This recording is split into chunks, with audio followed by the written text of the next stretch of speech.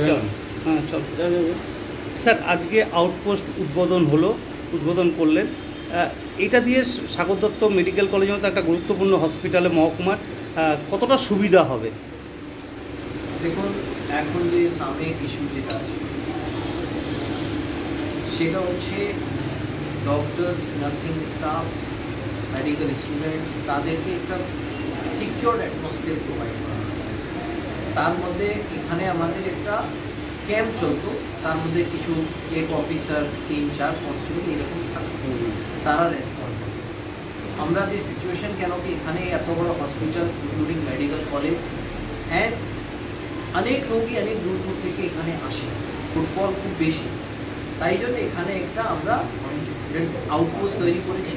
এখানে প্রপার একটা আউটপোস্টে ইনচার্জ থাকবে অ্যান্ড আমাদেরকে Sagar Dutta medical college and hospital পক্ষ থেকে আমাদের এটা খুব সুন্দর ব্যবস্থা করে দেওয়া হয়েছে।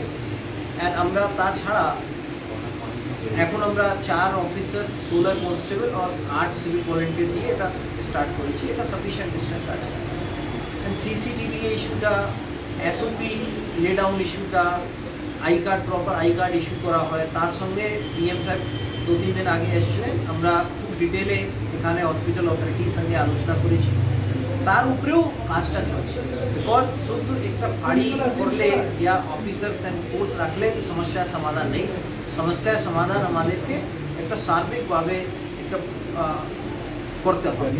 তার মধ্যে সিসিটিভি যেটা আছে তার প্রপার কন্ট্রোল রুম পরিচালনা, প্রপার আমাদের কে আসবে, কে আসতে পারে, কতজন লোককে নিয়ে আসতে পারে, কোথায় কোথায় তাদের ঢোকার অধিকার আছে, সেই সব জিনিসটা মধ্যে ক্ল্যারিটি দরকার। তার সঙ্গে সঙ্গে এখানে প্রাইভেট সিকিউরিটি থাকে, তাদেরকে সঙ্গে নিয়ে তাদের প্রপার ব্রিফিং করে সেটাও দরকার আছে।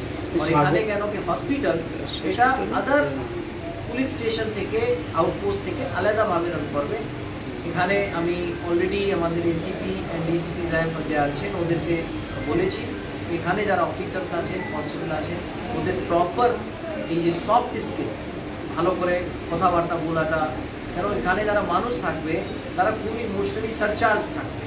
কারো রোগীকে দেখাতে আসছে, কারো রোগী দেখাতে আসলো সে মারা গেছে, স্বাভাবিকভাবে অনেক সময় অ্যালিগেশন থাকে ডক্টরের বিরুদ্ধে, সেসব উনি চিকিৎসা করেন নেই, ভুলভাবে চিকিৎসা করেন, এইসব থাকে। কেন যখন মানুষ নিজের কাছে মানুষটা চলে যায় তখন এটা থাকতেই পারে।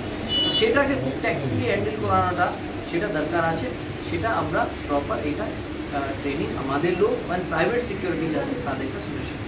স্যার আরেকটা যেটা, এই যে আউটপোস্টটা আজ থেকে শুরু হলো পথ চলা, সেখানে যে অভিযোগ করা বা যেটা আমাদের যে পোস্টমর্টমের ক্ষেত্রে যে কাগজের যে থানায় গিয়ে নিয়ে আসা বা এই কাজগুলো কি এখান থেকেই হয়ে যাবে স্যার? দেখুন, এখন এটা বেসিক্যালি কাইন্ড অফ হসপিটাল জন্য, মানে হসপিটাল ক্যাম্পাসের মধ্যে যে কোনো যদি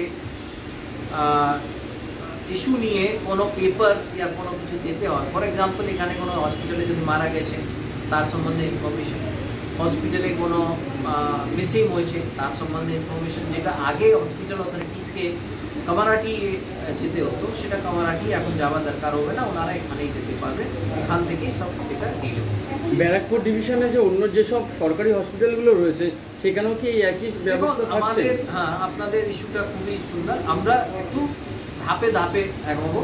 আমরা প্রথম ধাপে আমাদের যেটা মোস্ট ইম্পর্টেন্ট ব্যারাকপুর মহকুমায় সবচেয়ে ইম্পর্টেন্ট যেটা হচ্ছে সেটা Sagar Dutta medical college and hospital, আপনারা জানেন, সেটা আমরা প্রথম ধাপে নিয়েছি।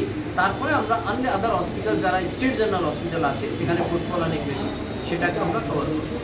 Thank you.